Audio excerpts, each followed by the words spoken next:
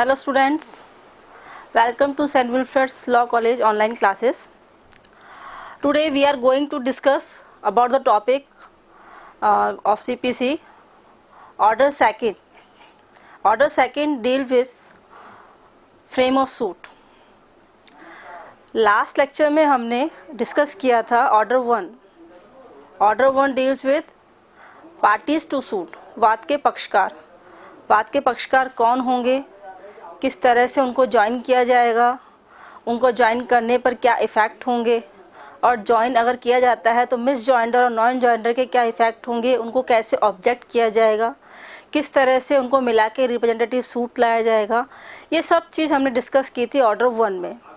अब parties to suit के बाद ऑर्डर सेकंड ही बताता है फ्रेम ऑफ सूट, वाद की विरचना, जो कि एक प्लेंट के लिए, एक प्लेंटिफ के लिए, जो कि वाद पत्र दाखिल करने के लिए प्लेंटिफ के द्वारा बड़ा ही इम्पोर्टेंट है. Frame of suit order second contains 7 rules. 7 rules. Rule 1 define frame of suit. Rule 2 define suit to includes the whole claim. Rule 3 defines joint of same cause of actions. Rule 4 define recovery of immovable property. Rule 5 define claim by or against administrator, executor or heir. Rule 6 define power to court to separate trial. And Rule 7 define objection as to misjoinder. Misjoinder मतलब misjoinder cause of actions. Now we will discuss one by one rule. Rule 1 says it states that every suit shall be framed in such a manner that all the grounds can be put before the court by the plaintiff and suit can be finally disposed of and further litigation can be avoided. It means कि हर वाद जो इस तरह से frame किया जाएगा, in such a manner, shall be framed in such a manner, कि सारे ग्राउंड्स इस तरह से फ्रेम किया जाएगा हर वाद को कि सारे ग्राउंड्स जो भी प्लेंटिफ के द्वारा लिए जाने हैं उन सब ग्राउंड्स को कोर्ट के सामने रखा जाए, जिससे वो जो सूट है वो फाइनली डिस्पोज्ड हो जाए और आगे उसको दोबारा लाने के लिए कोई भी इश्यूज़ बाकी ना रहे. यानी कि ये जो है मल्टीप्लिसिटी ऑफ सूट्स को रोकता है, वाद अधिक ना होने को रोकता है, कि एक ही सेम कॉज ऑफ एक्शंस में जो हम की पढ़ चुके हैं, सेम कॉज ऑफ एक्शंस पे अगर हम दोबारा से वही वाद ला रहे हैं तो उसको रोक दिया जाए. Now what is cause of actions? वाद कारण, जिसके कारण वाद लाया गया है वो क्या है? Cause of action is a facts और fact that enable a person to bring an action by against another. यानी कि ऐसे तथ्य हैं जो कि किसी और पर्सन के विरुद्ध वाद लाने का कारण बनते हैं. That is cause of actions. Now rule 1 clear that कि कोई भी वाद की विरचना इस तरह से की जाएगी या वाद इस तरह से लाया जाएगा कि पार्टीज़ उसमें सारे अपने ग्राउंड्स जो भी हैं वो क्लियर रखें, उसमें मेंशन करें, और उस के बिहाफ पर जब डिसीजन आए तो केस फाइनली डिस्पोज हो जाए और आगे उसी बात पर, उसी सेम कॉज ऑफ एक्शंस पर दोबारा से उस वाद न लाया जाए, इसको अवॉइड किया जाए. Now second rule defines rule 2 which suit to includes the whole claim. यानी कि जो वाद है उसमें सारा दावा होगा, संपूर्ण दावा होगा. दावा मीन्स कि उसमें जो भी ग्राउंड्स रखे गए हैं, जो भी इश्यूज़ रेज किए गए हैं to the plaintiff against the defendant, उन सबको इंक्लूड किया जाए.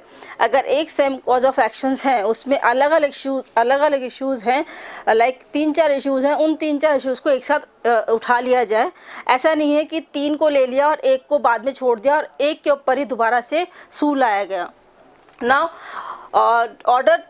Order two rule 2 define a suit shall includes whole claim, कि एक वाद में संपूर्ण दावा सम्मिलित होगा. And if a plaintiff relinquish a claim according to rule 2 sub rule 2, if a plaintiff relinquish a claim in such proceedings or regarding such suit on the same cause of actions, then he shall not be allowed it to institute a further suit on the same cause of actions. It means कि अगर कोई भी cause of action है, same cause of action है, उसमें कोई भी claim अगर छोड़ दिया जाता है अकॉर्डिंग टू रूल 2 सब रूल 2, कि कोई भी ऑर्डर छोड़ दिया जाता है, कोई भी कॉज ऑफ एक्शंस जो है उसके अकॉर्डिंग छोड़ दिया जाता है, क्लेम छोड़ दिया जाता है, तो उस क्लेम पर वापस से उसको सूट लाने के लिए, उसको फर्दर सूट लाने के लिए परमिटेड नहीं किया जाएगा, और परमिटेड भी किया जाएगा तो वो किसकी कोर्ट की परमिशन से किया जाएगा। इसी तरह से इसका बी पॉइंट जो है वो ये कहता है omission to sue for one of several relief, यानी कि जहाँ पर एक से ज़्यादा रिलीफ है, जिस सू में एक से ज़्यादा रिलीफ लेने हैं किसी पार्टीज़ को, जो प्लेंटिफ है वो डिफेंडेंट से एक से ज़्यादा रिलीफ लेना चाहता है, तो उस एक से ज़्यादा की रिलीफ में अगर वो 3-4 रिलीफ में से कोई भी एक रिलीफ को रेलिंक्विश कर देता है, छोड़ देता है, तो बाद में उसी रिलीफ के लिए सेम कॉज ऑफ एक्शन पर से सेम रिलीफ के लिए वो वाद नहीं ला सकता, और अगर वो वाद लाएगा तो with the permission of the court, यानी कोर्ट की परमिशन उसको इसको रिक्वायरमेंट होगी। इसको हम एग्जाम्पल से समझ सकते हैं। ए और बी दो पार्टीज़ हैं। ए ने अपना मकान बी को लीज पर दिया, लीज पर जो कि 1500 रुपये पर ईयर लीज पर था, लेकिन 2014, 15 और 16 इन 3 साल में बी के द्वारा कोई पेमेंट नहीं दिया गया, तो यहाँ पर कॉज ऑफ एक्शन अराइज हो गया। चूँकि बी ने कोई भी पेमेंट नहीं दिया तो ए बी पर सू कर सकता है रिगार्डिंग द पेमेंट। तो यहाँ पर कॉज ऑफ एक्शन क्या होगा कि उसने 2014, 15 और 16 के लिए जो भी पेमेंट देना था, जो उसने डिसाइड किया था 1500 पर ईयर, वो नहीं दिया है, और उसके साथ में इंटरेस्ट। तो यहाँ पर अगर 2017 में जब जैसे कॉज ऑफ एक्शन अराइज हुआ, 2017 में ए ने बी पर केस फाइल किया कि जो 2015 का जो पेमेंट है वो मुझे दिया जाए, लेकिन उसने 2014 और 2016 को मेंशन नहीं किया।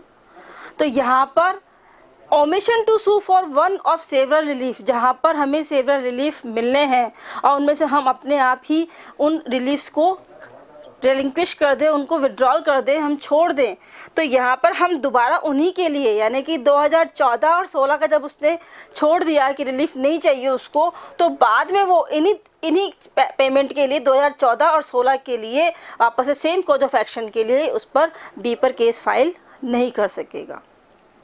तो यहाँ पर सेम कॉज ऑफ एक्शन और सेम जो क्लेम है वो पूरे होने चाहिए, संपूर्ण होने चाहिए। उसमें से कोई भी क्लेम विड्रॉल करने पर, रेलिंक्विश करने पर उसको वापस से सूट करने नहीं दिया जाएगा, और कोई भी रिलीफ अगर उसने छोड़ा है तो उस रिलीफ को उसको वापस से ग्रांट नहीं किया जाएगा। अगर ग्रांट किया जाएगा तो वो कोर्ट की परमिशन से किया जाएगा। It's clear. Now we come to the point regarding to this case Guru Baksh Singh versus Bhuralal. I repeat, the case Guru Baksh Singh versus Bhuralal.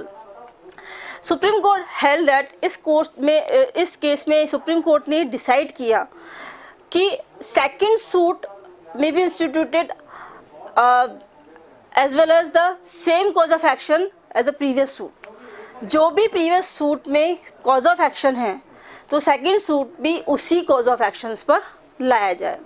Secondly entitle to more than one relief, यानी कि जो person है, जो plaintiff है, he is entitled to more than one relief and he is relinquish the relief on the same cause of actions, same cause of regarding to that relief.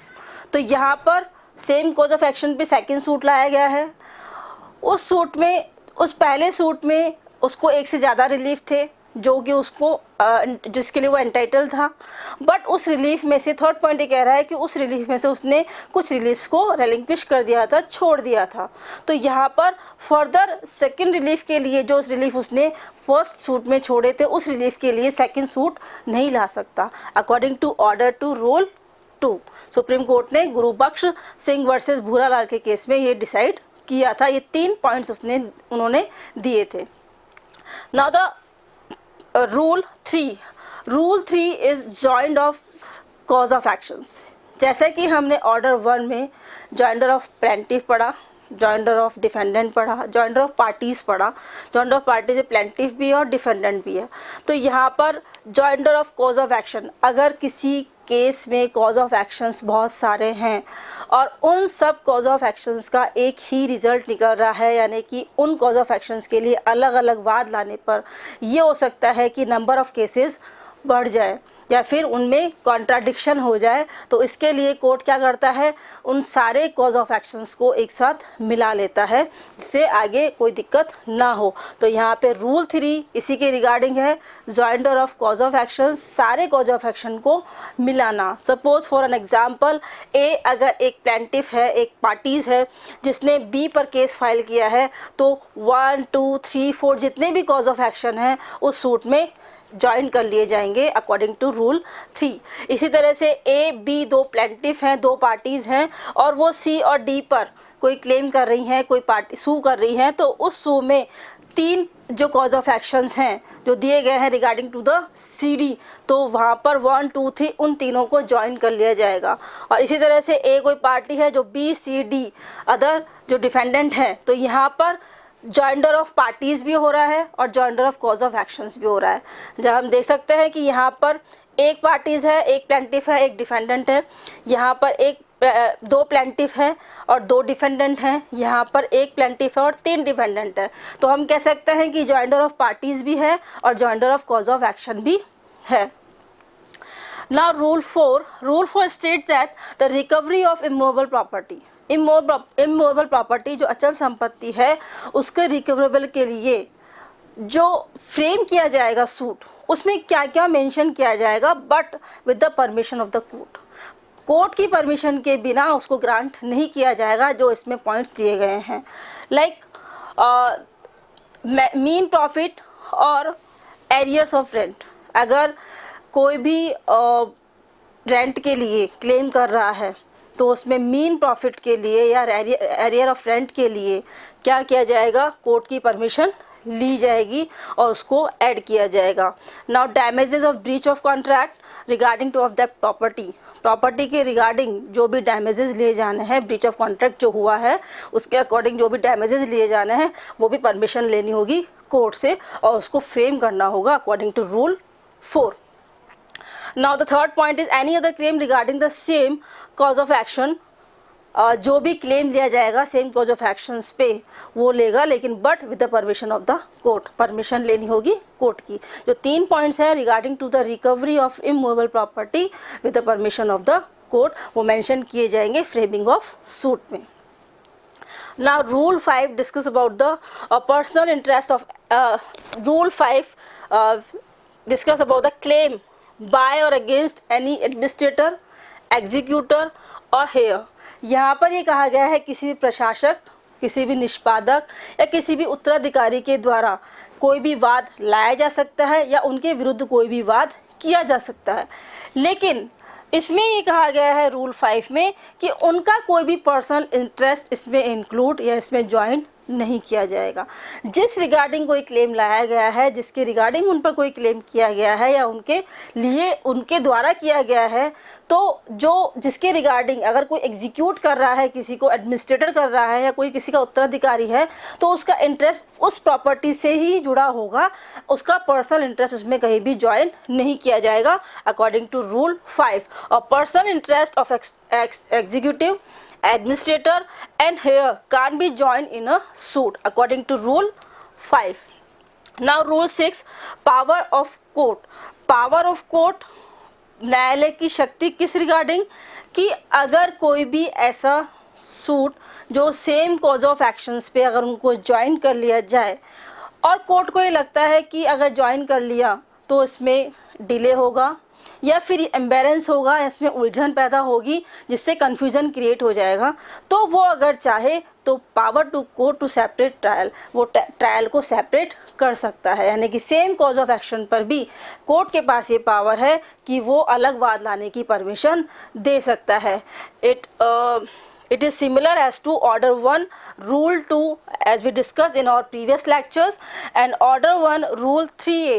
Order 1 Rule 2 define the joinder of plaintiff, and Order 1 Rule 3 define the joinder of defendant.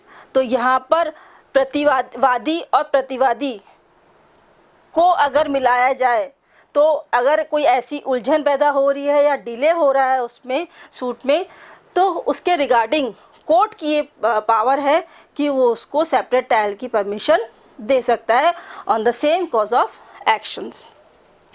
Now the rule 7 objection as to misjoinder. जैसा कि हमने order 1 rule 13 में पढ़ा, objection as to misjoinder and non joinder of the parties, जिसके regarding ये कहा गया था कि ऑब्जेक्शंस जो रेज किया जाएगा यहाँ पे, objection as to the misjoinder of the cause of actions, जो सेम कॉज ऑफ एक्शन है उसके लिए ऑब्जेक्शन रेज किया जा सकता है पार्टीज के द्वारा, लेकिन कब किया जाएगा, जबकि she shall be made at the earliest opportunity, जो भी शीघ्रतम अवसर हैं उस पर इसको किया जाएगा, या फिर if the issues are to be settled the before at the settlement of the issues. जो भी इश्यूज़ अगर रेज किए, इश्यूज़ सेटल किए जाने हैं, तो उन इश्यूज़ को सेटल करने से पहले या सेटल करने के समय उस ऑब्जेक्शंस को जो कोर्ट है वो ग्रांट करेगा, अदरवाइज इसको ग्रांट नहीं करेगा, जैसे कि ऑर्डर 1 रूल 13 में मिस जॉइंडर और नॉन जॉइंडर के बारे में कहा गया था।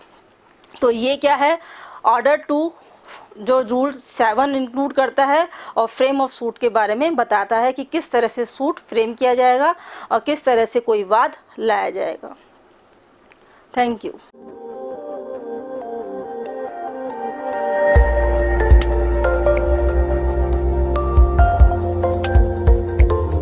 At St. Wilfrid College of Law, Sector 10, Meera Marg, Madhyam Marg, Jaipur, Rajasthan.